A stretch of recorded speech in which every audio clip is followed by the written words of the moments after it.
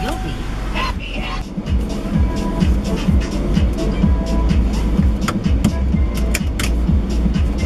Safety first.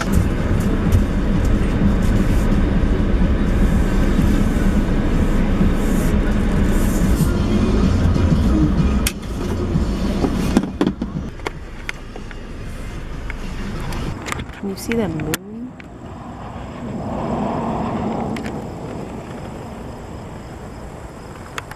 What is that strange thing in the sky? Wait. Can you see that? Got him.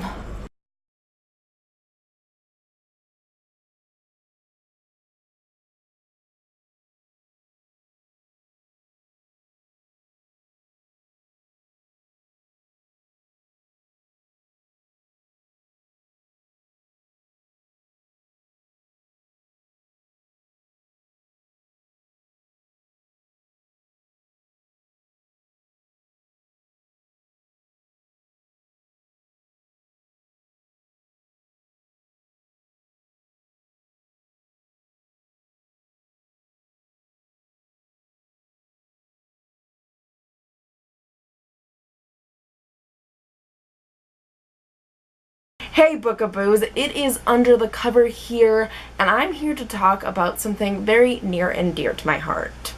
Now, this was not the original video I had planned on making. I was going to do a review, which I don't even know if I'm gonna do that anymore because I don't know. But I found out that Roswell, it's a 90s TV show about these alien kids, is getting a reboot.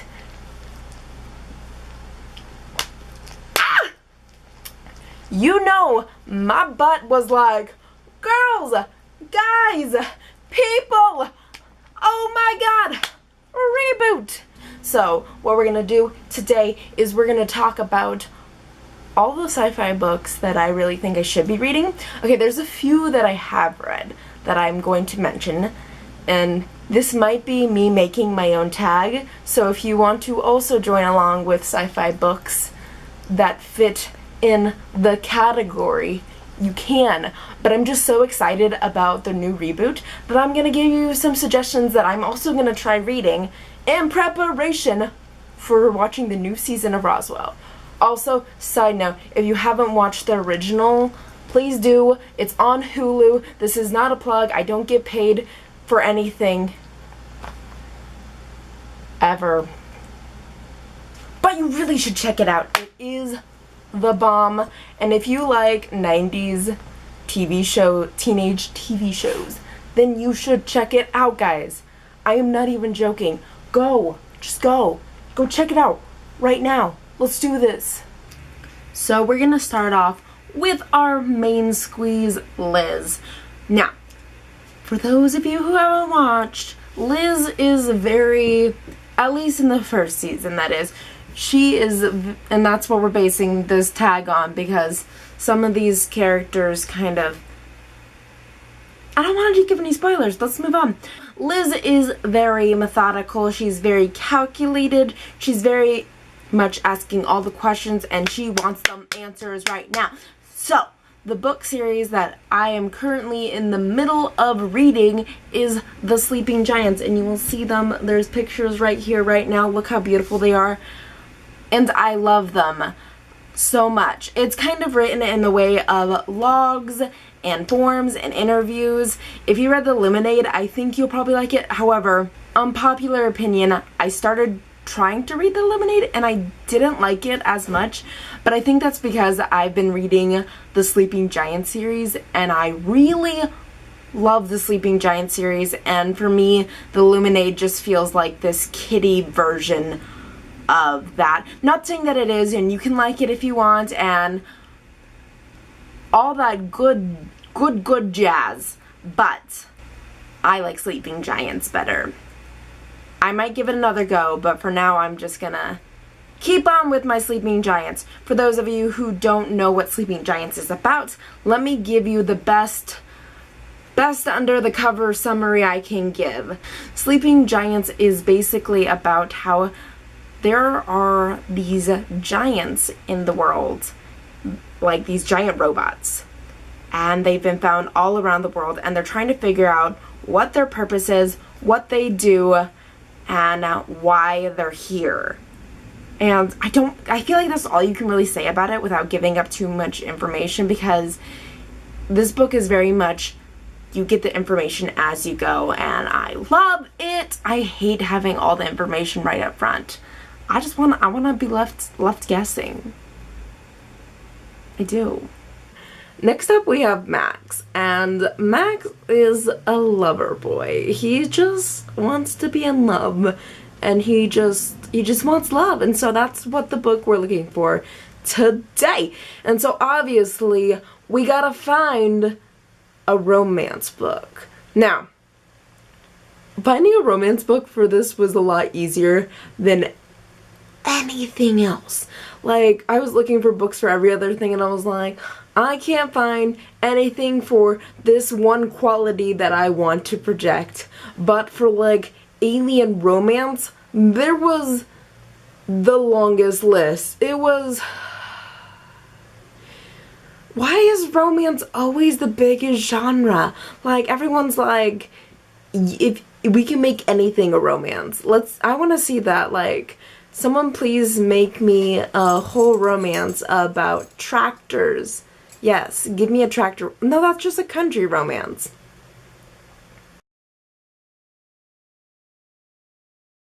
Which actually happens to be a book that I have been wanting to read before. It wasn't on my Goodreads TBR, and I just added it, but it was something that was like on my radar already, and I was like, huh, maybe. Basically, this one is, it's about this girl named Cricket. I don't know if that's how you pronounce it, but she is trying to dodge the foster system and just do her own thing. She's waiting for her 18th birthday so that they can no longer get her on that. And then you have Troy here. Troy is obviously going to be our leading man, and he's the alien who hates Earth. Because you always gotta have at least one of those who hates Earth. But being with her, he's like, you know, maybe this place ain't so bad because a girl is here that I like. And then you got Chiron. You got Chiron, because you gotta have a love triangle in this whole alien debacle, because is it really a romance of the YA genre if there isn't a love triangle? No. And he's like the one who's like, I am the only one who understands Cricket's true potential and who she can really be. And we all know that she's gonna pick Troy. We all know it. But we come in peace to read about this romance. That was a bad joke, I'll admit it. But moving on. Next up on the roster is Isabel. And this girl, although she may seem like she's all about the fashion and the boys, she is honestly the most self-sacrificing, the most caring, the most willing to be the hero of the day. So therefore, we are going to go with kind of a character who really is a hero and sets forth to save her people kind of thing. That's why we're going to go with a story called Bindi by Nnedi Okorafor. Now, many of you probably have heard about her because of Akeda Witch, but this girl also does some sci-fi. This is also another book that I haven't read, but man, I want to. Bindi is a story about this girl who is accepted into this university in like space, and it's not the same alien race that she is a part of, but she's like, you know what, whatevs, knowledge is the number one. Have you noticed that like Nnedi Okorafor kind of has like a thing with like knowledge being power in her stories? Anyways, the story is basically about how she wants going there for knowledge and she's trying to learn to overcome that, but then all of a sudden some big baddie's like, nah, I got a bone to pick with school and it don't matter if you're there. I'm gonna destroy all things you love. So basically what she has to do is she has to gain all of her courage to make it out alive, and from what I've heard, it definitely, Bindi would definitely be a character to make Isabel proud. Also, aliens. Next up in the tag, and we cannot forget my sweet baby Michael. I honestly have like a baby crush on him. So this boy is full of angst. He is always trying to run away, and he was always kind of doing more of the shady things that he probably shouldn't be doing. So for that, I was figuring, why not do kind of a space outlaw kind of book? And I found this really weird book that I need to buy ASAP to read. This book, and I'm going to say this wrong, this is probably going to be wrong, but I will have it written out so you could read it, and all the links of the books I'm talking about will be in the description down below. But this book is called Sheriff of...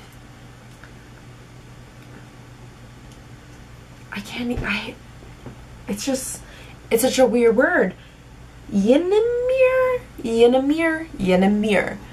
Sheriff of Yennemer. So you have a smuggler who's down on his luck. His girlfriend just got stolen by his sidekick, and he's just not having the best time. So he reluctantly takes on this deal to basically help out these children and smuggle them across. This, of course, is our full journey because he is taking them to the planet of Yennemer. Yennemer. However, the twist is that, like, this place is a utopia for outlaws. Imagine that, a whole planet just filled of the worst people. This is like Treasure Planet minus the gold planet. Just like all the bad people there. And so this story is just basically all about him taking that journey and getting there, and you know, all that good stuff. But I think it's a perfect fit for Michael, who's always wanting to be on the run, who doesn't necessarily want to do the right thing. And it's funny, like him.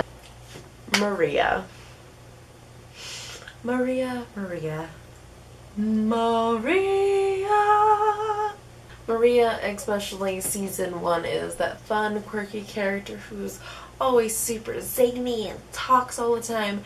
In the very first episode, she's all like, if you're the zany, quirky character and zany things are happening to you, then you don't need me because there only needs to be one zany character. I love her. Like, even notice that makes it seem like I don't. I love her. So therefore, we need a zany, fun adventure to go along with her.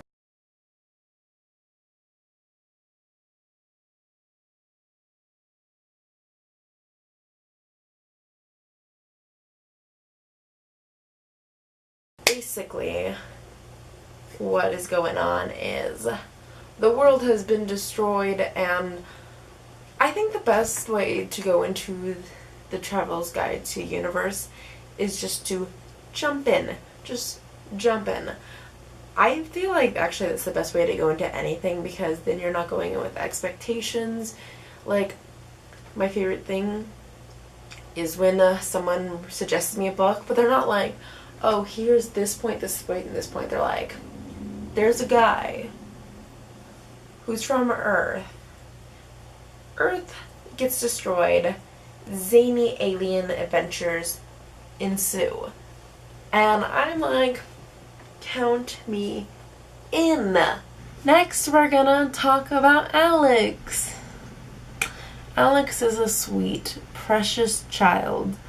And if any of you have watched all of Roswell, please talk to me about this, because I have some feelings about this boy. So this boy is fiercely loyal.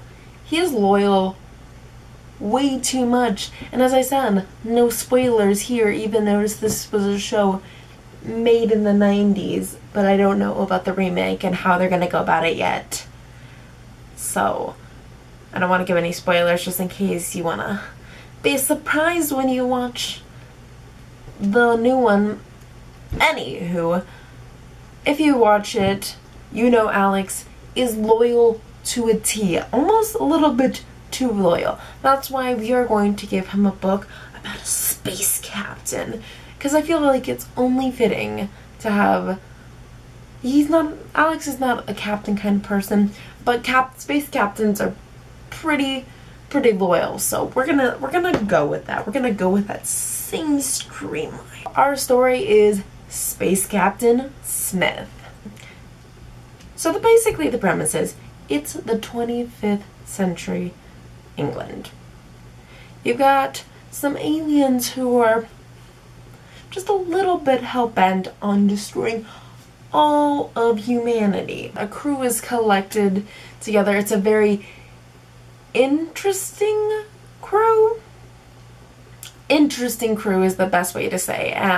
They have this bright idea of teaming up with someone, an American from San Francisco. She is a herbalist who can help them figure out all this thing that needs to happen, except for the big problem is, of course, the other side wants her too. Now, this leads into a whole bunch of other shenanigans and, of course, fighting aliens and trying to stop from world domination. But I think the whole idea of having a very loyal captain to his weird crew fits Alex to a T. To wrap everything up, to every story, there's got to be an antagonist or a villain. In the story of some teenage aliens trying to hide their not earthiness, you have the sheriff trying to prove...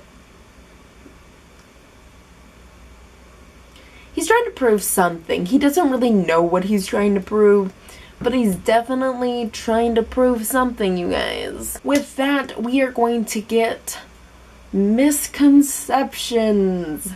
The book that I decided to pick was To Cure the Humans. This story starts off already hitting with the bang, and I feel like that's honestly a lot like our sheriff's character. It has with a bang with this doctor getting kidnapped by an alien bounty hunter. See, that already sounds super weird. Boo, what are you doing? This is my dog, Boo. She wants to join us for the review. To make things weirder, the fugitive that the bounty hunter is looking for, well, he has this device that can cure almost anything. Oh, it looks like Boo wants to go. Do you want to go? Do you want to be free? Okay, she's just gonna sit off camera, 'cause that's fun. Basically, from there on, everything just starts to go downhill. And you didn't think that it could go already downhill when it was so downhill. But you got Big Pharma involved, you got the liberals, you got my dog, you got it all up in there. And let's just say, it's gonna be a bumpy ride, and I, for one, want to get on this bumpy ride. So I'm not really sure if most of these are good or not, because I have not read most of them, and I am actually challenging myself to read these books before the new season comes out, because I've noticed I read a lot of sci-fi, and I watch a lot more sci-fi TV shows, but I don't really read a lot of sci-fi that has to do with aliens. And I really think it's high time that we change that. So that's all I've got booked today. If you like this, subscribe, ring that bell, give it a big thumbs up. If you're feeling precocious enough, give me a comment. Tell me about your favorite alien sci-fi book, Or tell me if you've watched Roswell, because I honestly feel like there's just this small amount of people who watch it who aren't currently 30 right now. And I'm in that margin. So that's all I got booked, you guys. I will see you whenever I feel like updating, which is hopefully soon.